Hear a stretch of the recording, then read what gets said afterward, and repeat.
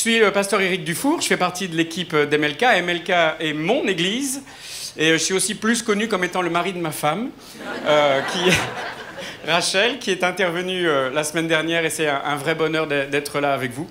Donc aujourd'hui, tout simplement, on va continuer la série de « À l'écoute de Dieu » et c'est le troisième épisode, le troisième volet. Et vous avez aimé jusqu'à maintenant? Oui. J'espère que ça va continuer comme ça. Pasteur Nicolas Penza nous a parlé du fait que Dieu veut te parler. Dieu a créé l'univers par sa parole. Tout a commencé par une parole de Dieu au commencement. Eh bien, c'était la lumière, la parole de Dieu, la vie qui est venue. Et puis Dieu nous accueillera dans l'éternité par quoi? Par sa parole. Entre, mon fils, ma fille bien-aimée, entre dans ton repos et il nous accueillera dans l'éternité par sa parole. Dieu parle et c'est une règle d'or, c'est une règle intangible.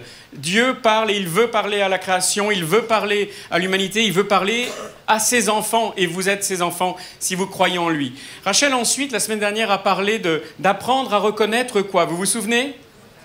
La petite voix douce et légère. Vous l'avez entendu pour certains. J'ai vu quand Jean vous a demandé, vous avez levé la main. N'arrêtez jamais, cette petite voix, c'est celle de Dieu. Alors aujourd'hui, la responsabilité qui m'échoit, c'est de vous dire en fait, désolé, mais des fois j'entends rien. Alors, je ne suis pas là pour casser l'ambiance, mais c'est la vérité et ça fait plus d'une trentaine d'années que je suis sauvé. Ça fera 28 ans cette année que ma femme et moi, on sert Dieu à plein temps. Et donc, on a tout donné au Seigneur et pourtant, ça m'est arrivé de passer par des moments où j'entendais plus la voix de Dieu. Ça m'arrive encore parfois, avec des périodes qui varient dans le temps. Et puis, peut-être que, je ne veux pas le confesser trop vite, mais peut-être que ça m'arrivera encore demain. Alors, je ne sais pas ce que vous en pensez, qu'un pasteur vous parle de quand Dieu ne parle pas. Mais on va être vrais ensemble ce matin. Et je pense que ce sera peut-être un des messages les moins religieux que vous entendrez dans les semaines qui viennent, là. Non pas que ceux d'avant y étaient, pas du tout, parce que c'était très pratique. Et ici, à MLK, on veut que la vie spirituelle, elle soit concrète, elle soit pratique, elle soit faite des éléments de la vie de tous les jours. Parce qu'être chrétien, c'est avoir les deux pieds sur terre. Même si notre cœur est déjà dans la présence de Dieu, on a les pieds sur terre. Alors, je vais faire avec vous quelque chose de particulier, je vais être vulnérable. C'est-à-dire que je ne vais pas essayer de sauver la face devant vous, de vous dire non, moi j'ai tout sous contrôle, je maîtrise, Dieu et moi c'est un streaming, c'est en direct, en connexion permanente, parce que ce serait un gros mensonge, et puis je vous vendrai quelque chose qui n'existe pas, et je vous découragerai au bout du compte. Peut-être que je me ferais mousser un petit peu, mais au bout du compte, vous diriez mais j'ai rien à faire avec ça, c'est pas ma vie qui me raconte. Je voudrais vous dire au fait que je ne vais pas prétendre. Je ne vais pas prétendre, je vais vous parler de toutes les fois où pour moi je n'ai plus entendu la voix de Dieu, je ne vais pas faire semblant et on va y aller ensemble. Et ce que j'aimerais, c'est que vous réalisiez que ça m'est arrivé, ça peut vous arriver, ce n'est pas la fin du monde et ça ne veut certainement pas dire que Dieu n'a rien à vous communiquer. Alors, la question c'est, je fais quoi quand ça ne marche pas, quoi? Ça vous est déjà arrivé de vous dire, mais ok, Seigneur, la petite voix, j'aurais bien aimé l'entendre, mais maintenant, c'est la bonne question pour ce matin. Je fais quoi quand ça ne marche pas? J'attends, je fais quelque chose, je prends une décision malgré tout. Où est-ce que c'est la consigne de quand j'entends pas ta voix, je me débrouille comment? Ça vous est jamais arrivé de vous poser cette question? Moi, régulièrement dans ma vie, parce qu'en fait, le silence de Dieu, ça arrive à tout le monde. Combien d'entre vous êtes contents d'avoir entendu cela, être soulagés ce matin? Le silence de Dieu, ça arrive à tout le monde. Vous n'osez pas lever la main, hein? Mais moi, je la lève pour vous. Le silence de Dieu, ça me soulage de savoir que ça arrive à tout le monde, parce que ça m'est arrivé aussi à moi. Et pas qu'à moi. Si on lit dans le livre du prophète Ésaïe, c'est pas un verset qu'on lit souvent, et pour cause. Tu es vraiment un Dieu qui te cache, toi, le Dieu d'Israël, le Sauveur. Ah mince alors! On vient de dire que Dieu parle et que Dieu communique, et voilà Ésaïe qui nous dit, et c'est pas le seul et de loin, il dit, mais Dieu d'Israël, tu es le Sauveur, tu es le Dieu d'Israël, tu es le seul vrai Dieu, mais tu te caches aussi. Et Ésaïe, c'est un des prophètes les plus importants de l'Ancien Testament, on dit que c'est le 5e évangile qu'il a écrit, tellement la dimension prophétique est grande, et pourtant c'est lui qui dit ici, mais Dieu, tu te caches. Tu te caches. Si c'est arrivé à Ésaïe, c'est dans la Bible, c'est vrai, ça peut m'arriver à moi, ça peut nous arriver à chacun. Et c'est un des grands problèmes de l'humanité. Combien de fois avez-vous entendu, et peut-être vous vous êtes posé la question vous-même, mais Mais devant les guerres, devant les atrocités, devant la maladie, devant la mort, il y a tellement de gens qui cherchent à entendre Dieu et qui n'ont pas de réponse de sa part. Et qui se disent, mais Seigneur, c'est quoi ce silence? Et ça ne touche pas que le monde. On a besoin d'avoir des réponses à cette question pour ceux du monde, justement, pour ceux qui ne connaissent pas encore Christ comme leur sauveur. Mais l'Église aussi est confrontée à ce silence. On n'a pas tout le temps la réponse à tout. Je ne sais pas vous, mais moi, les gens qui ont la réponse à tout, ça m'agace aussi un peu. Parce que moi, je ne l'ai pas tout le temps à tout. Et on est confronté à des moments où Dieu décide de ne rien faire, de ne rien dire, de laisser les choses. Je ne sais pas si vous savez ce que l'on fait, Rachel et moi, en dehors d'MLK, qui nous prend un bon bout de toutes nos semaines parce qu'on aime l'Église, on est investi. Mais on a un ministère où, en fait, on prend soin de tous ceux qui sont dans un ministère à plein temps, que ce soit célibataires ou mariés, qu'ils soient pasteurs, missionnaires, responsables d'organisation. Et notre objectif, c'est qu'ils réussissent, ils terminent la course victorieux qu'ils ont commencé, que rien ne les arrête entre-temps. Ça, c'est notre appel. Ça, c'est ce que Dieu nous demande de faire. De prendre soin de ceux qui prennent soin de vous. Et ça, c'est notre passion. Et pourtant, si je vous disais combien nos semaines sont prises à l'avance, des fois en mois et en années, on réserve déjà 2020. Parce qu'en fait, on a tellement souvent des gens qui sont responsables de transmettre quelque chose qui leur vient de Dieu et qui disent « Mais Eric, ça fait des mois que j'entends plus sa voix. »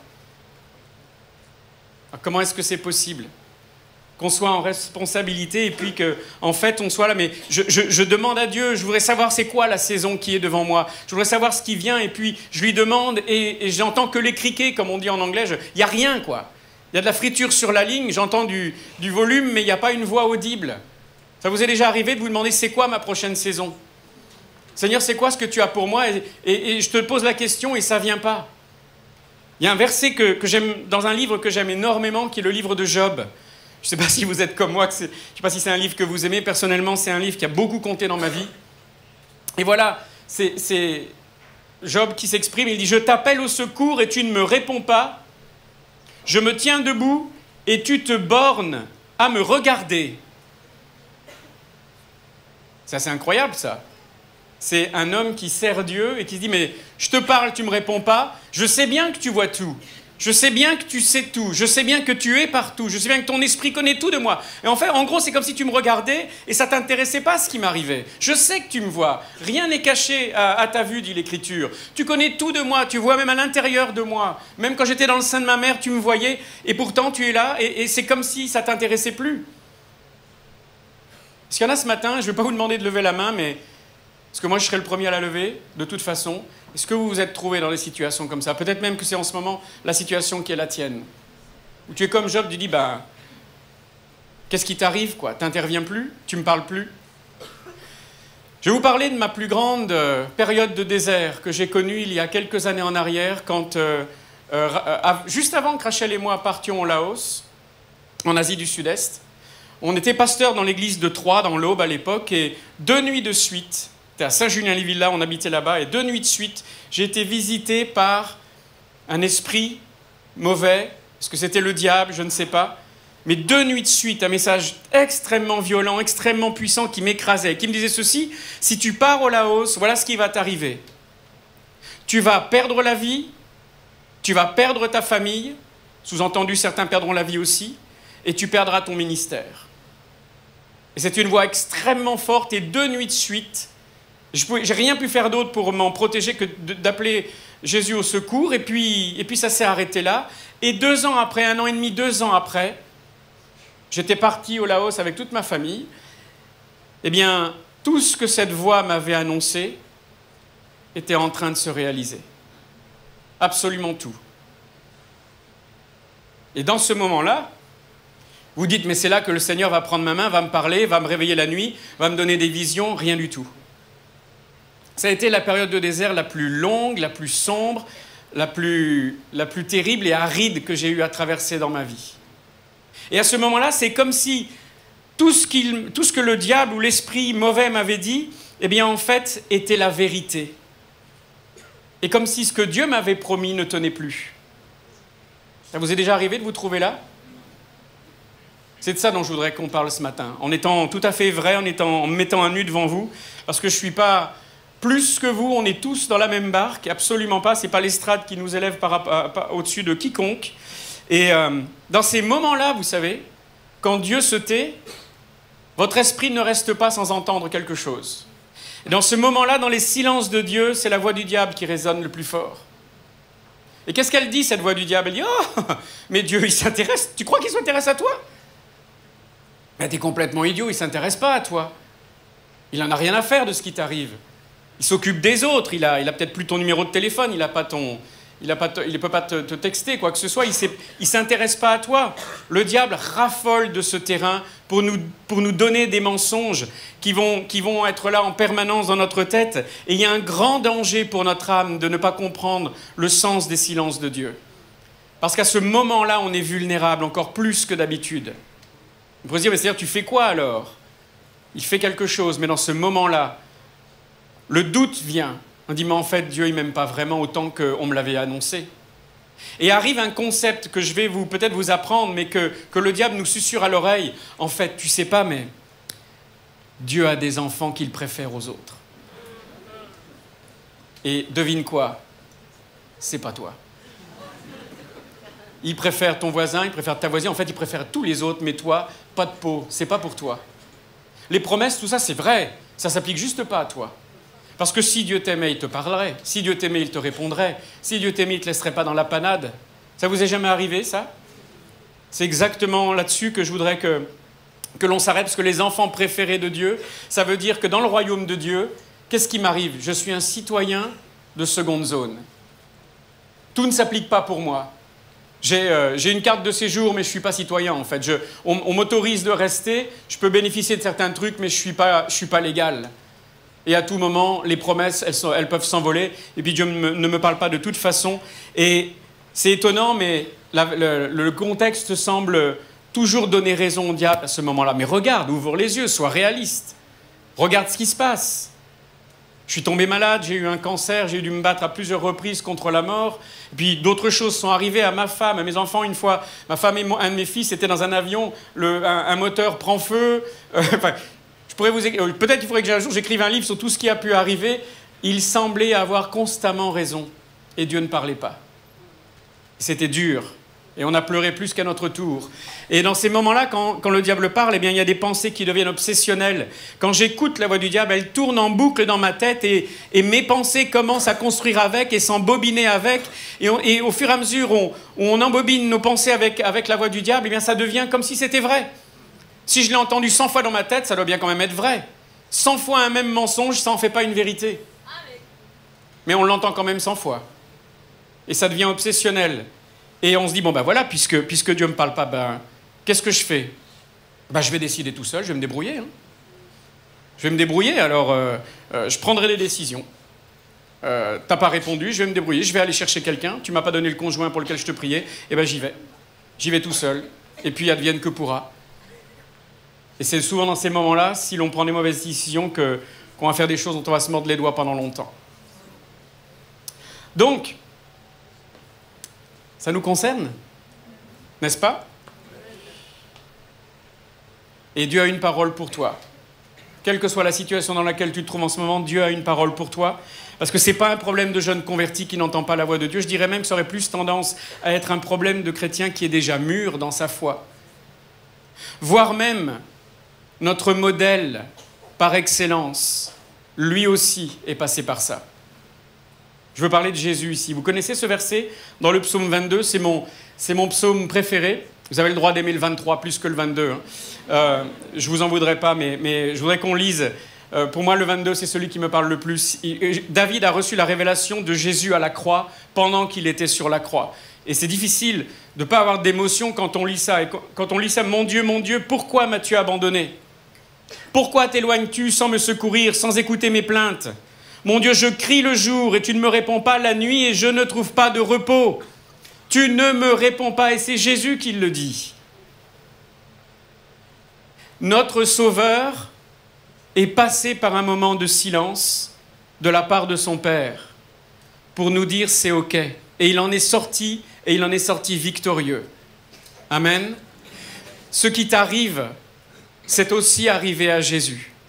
Et l'objectif de ce message ce matin, c'est qu'on apprenne des silences de Dieu, d'où est-ce qu'ils viennent, pourquoi et quoi faire. Et Jésus est venu marcher devant nous pour nous dire « Je suis passé par là, moi aussi ». Ça vous rassure ? On n'est pas dans le décorum, on est dans le dur, on est dans le vrai, on est dans la vie de tous les jours. Jésus aurait pu rester au ciel, il est venu marcher sur terre pour nous dire « La vie qui est difficile, je l'ai menée ». Et même dans sa relation avec son Père, au moment où il en avait le plus besoin, vous croyez quoi ? À la croix, c'est là qu'il en avait le plus besoin. C'est à ce moment-là, comme c'est écrit ici, qu'il a entendu uniquement comme réponse du silence. Il faut arriver à comprendre ce que ça signifie et pourquoi Dieu l'utilise comme ça. Alors, il y a des fois, je n'entends rien parce que c'est ma faute. Et on va démarrer avec ça ensemble. J'entends rien parce que c'est à moi. C'est en moi qu'il se passe quelque chose. C'est en moi qu'il y a un blocage. Et j'ai besoin de comprendre ce que c'est. Et dans le livre de Job, il y a un verset, encore une fois Job. C'est pas Job qui le dit, c'est un petit jeune qui est venu lui parler, qui s'appelle Élihu. Il lui dit Dieu parle cependant tantôt d'une manière, tantôt d'une autre, et on n'y prend pas garde. Et dans Second 21, il dit on ne le remarque pas. Ah, Dieu parle, et parfois le problème de récepteur, c'est nous. C'est de notre côté que ça joue. Donc parfois la cause du silence, c'est moi. Et je dois apprendre à reconnaître Dieu dans toutes mes voies. La première chose avec laquelle Dieu nous parle, ou peut nous parler, c'est sa nature. Est-ce que vous voyez encore la nature qui existe autour de vous ? Quelques-uns disent oui, mais pas grand monde dit oui. Est-ce que vous savez ce que la Bible en dit ? Les perfections invisibles de Dieu, sa puissance éternelle et sa divinité se voient depuis la création du monde. Ils sont inexcusables, ceux qui ne voient pas Dieu dans sa nature. Inexcusables. Et vous savez quoi ? À un moment donné de ma vie, je ne voyais rien. Parce que mes yeux étaient aveugles à ce qu'il y avait autour de moi et à la beauté. Parce que mes yeux ne regardaient qu'une chose. Ils regardaient ma peine, ils regardaient ma douleur. J'étais plus capable de reconnaissance. Être reconnaissant, c'est reconnaître. Reconnaître quoi ? Plutôt reconnaître qui ? C'est reconnaître Dieu autour de nous. Parce que Dieu nous parle au travers de sa nature. Mais mes yeux étaient tellement centrés sur moi, j'étais tellement dans ma douleur, j'étais tellement sur ce qui m'arrivait que je n'avais plus ni la force, ni l'envie surtout de soulager quoi que ce soit en regardant autour. Ça ne m'intéressait pas. Ce qui comptait, c'était ce qui se passait là et le silence, et j'avais rien. Et je m'apitoyais sur ce qui m'arrivait. C'était moi qui ne pouvais plus entendre parce que je ne regardais plus au bon endroit.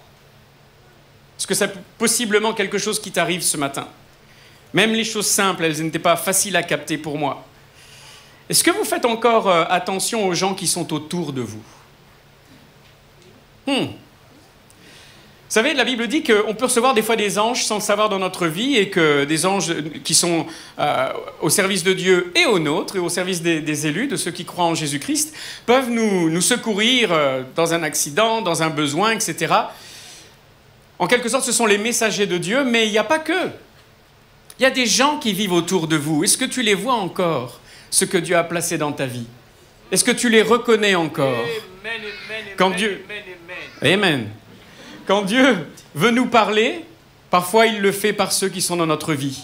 Je me rappelle une fois, j'étais donc au Laos, et je développerai pas mal d'exemples là-dessus, mais dans cette période tellement difficile, je devais aller au nord du pays, et je ne savais pas comment faire, parce que je savais que la route numéro 16, celle qui fait tout le pays du nord au sud, était dangereuse à ce moment-là. Je me dis, j'y vais pas, je prie, pas de réponse, je décide quoi, je me débrouille comment. Et puis quelqu'un que je connaissais à l'ambassade me dit, en fait, tu sais, on discutait, il me dit, en ce moment, il y a des attentats, il y a des gens qui se font tirer dessus le long de la route. C'était pas un message où Dieu avait mis son nom en bas de la page. J'avais pas entendu sa voix, mais ce moment-là, je crois que il avait positionné quelqu'un à côté de moi. Et j'étais un peu moins centré sur mon problème. Et je me suis dit, oula, peut-être qu'en fait, je devrais prendre l'avion, ce serait plus utile, surtout plus sûr. Est-ce que tu as encore la capacité à te rendre compte que ceux qui t'entourent ne sont pas là par hasard, mais que Dieu les a choisis aussi pour qu'ils te parlent ? Pas forcément simple, je le sais. Et puis la Bible. Dans cette période de désert, une des raisons pour lesquelles je ne suis pas mort spirituellement, c'est parce que j'avais avec moi une gourde. Au Colorado, il y a un désert de sable, les plus grandes dunes d'Amérique du Nord, et c'est absolument magnifique, mais ne vous y aventurez certainement pas sans eau. parce que vous y mourriez littéralement, vous perdriez la vie. Ces gouttes d'eau pour moi, c'était les versets que j'avais appris par cœur. Et quand le diable me répétait 100 fois le même mensonge, des fois je prenais la gourde, je buvais une goutte. Ça veut dire quoi? Les versets me revenaient à l'esprit, que Dieu m'aimait, qu'il n'avait pas de favoris, qu'il voulait que tous soient sauvés et parviennent à la connaissance de la vérité. Vous avez ces versets-là dans votre cœur? Ne partez pas dans un... Ne vous embarquez pas dans votre vie avec Dieu sans cette gourde à disposition. Alors, je vais vous dire un truc qui n'est pas sexy aujourd'hui, mais est-ce que vous avez la discipline d'apprendre des versets par cœur? Ok, je vais être avec vous, moi non plus, hein, ça ne m'a jamais tenté, bon... Mais n'empêche que si vous le faites un verset par semaine ou un verset tous les 15 jours, ou un verset par mois même, il faut commencer baby steps, il faut commencer là où on peut démarrer. Et bien, ces versets peuvent vous sauver la vie. Parce que l'Esprit de Dieu qui est en vous va peut-être pas vous parler, mais il peut ramener le verset quand vous en avez besoin. Comme une gourde d'eau qui est à votre côté et que vous pourrez boire au moment où vous en avez le plus besoin. On a besoin de cette habitude. Tu as besoin de cette habitude. Peut-être que ça vaut la peine de démarrer. Puis ensuite, on a des blocages qui nous empêchent d'entendre Dieu. Des blocages perso, et le premier, c'est la paresse. Pas vous. Non, en fait, on ne dit pas qu'on est paresseux spirituellement. Non, non, vous savez ce qu'on dit? Ce que je dis, en fait, j'ai pas le temps. Vous l'avez déjà dit, celle-là? J'ai pas le temps, ça veut dire quoi? Ça veut dire, en fait, j'ai pas le temps de prendre du temps pour t'écouter. Alors, honnêtement, et moi je suis coupable de ça aussi, j'ai un téléphone portable, vous en avez aussi? Et souvent, Facebook me prend beaucoup de mon temps. Instagram, les réseaux sociaux, etc. Je ne vais pas leur faire de la pub, mais c'est tellement rapide de le prendre. J'ai aussi toutes mes Bibles sur mon téléphone. Mais je ne sais pas pourquoi, c'est plus rapide d'avoir accès à Facebook qu'à mes Bibles. Pourtant, c'est le même nombre de clics, mais... Et puis après, je me dis, oh, juste une fois, je regarde la page, rien d'autre. Et en fait, une demi-heure après, je suis toujours dans le rien d'autre, et je suis toujours en train de regarder des trucs qui n'ont aucun intérêt, mais je suis toujours dedans. Ça vous est jamais arrivé? Ça, c'est parce qu'on est à de la fainéantise spirituelle. On n'est pas prêt à se donner la peine de se donner les moyens de vivre ce que l'on veut vivre. Ça peut être le match de foot aussi. Ça peut être plein de trucs, tout ce qui fait qu'on va vers le plus facile et surtout, on s'est habitué à une vie où en fait Dieu ne parle pas tellement, voire pas du tout, et finalement, on s'en est accommodé. Est-ce que ce serait possible que ce soit une cause du fait que Dieu ne parle pas et qu'il soit silencieux dans ta vie en ce moment? Aussi, il y a de la peur. Moi, j'ai eu des moments où j'avais peur dans ma relation avec Dieu. Pourquoi? Parce que j'avais peur d'entendre sa réponse. Vous savez, quand ça allait tellement mal, après le cancer, après la radiothérapie, tout ça, donc ça allait mieux, mais ça allait suffisamment mieux pour que je me dise je vais passer une semaine de jeûne et prière pour savoir si Dieu veut que je reste ou pas. Et pendant une semaine, j'ai jeûné et prié des heures et des heures par jour. Zip, nada, silence, rien. Combien d'entre vous avez envie de renouveler l'expérience quand ça se passe comme ça? Et à la fin de la semaine, je me suis dit, bon, Dieu ne m'a pas parlé, ça veut dire qu'il me laisse la liberté de choisir ce que je veux. Réunion de famille, Rachel et les enfants, voilà le projet, on quitte le Laos, on part au Cambodge où on avait une grande équipe missionnaire, les enfants ont eu plein d'amis, tout était logique, c'était bon, ça sentait bon, j'étais prêt, les valises étaient chaudes, on s'en allait. Et j'appelle juste mon boss, mon directeur régional à l'époque, pour lui en parler, et la réponse tombe nette, claire, précise, c'est non. Mais comment c'est possible que j'ai passé une semaine pour avoir non au bout du compte? Et même pas de Dieu, quoi. Peut-être qu'en fait, il n'avait rien entendu, il n'avait pas compris Dieu, en fait. Le problème, c'est que mon cœur était fermé à la réponse de Dieu, parce que tout en moi, quand je jeûnais et priais, disait « Seigneur, je pars, hein. Pas de blague, hein. Je m'en vais là maintenant. C'est fini, là. » Donc en fait, je n'avais qu'une réponse que j'attendais. J'avais peur qu'il me dise quoi que ce soit qui n'allait pas dans le sens de ma volonté et de la réponse après laquelle je criais. Peut-être que c'est toi ce matin.